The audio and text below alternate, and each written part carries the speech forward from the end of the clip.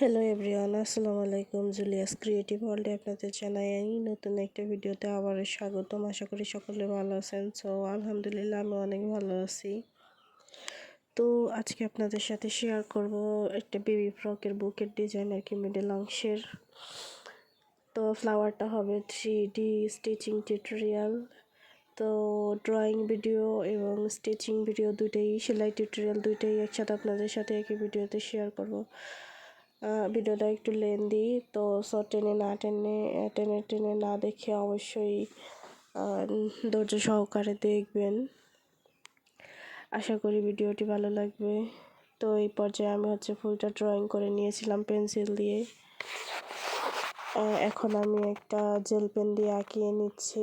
জামাটা 2 থেকে 3 বছরের বেবির আর কি, বয়সের হয়ে যাবে অনায়াসেই। খুব সহজ একটি সেলাই টিউটোরিয়াল, আপনারা দেখলেই বুঝতে পারবেন না। ড্রয়িংটাও খুব সহজই।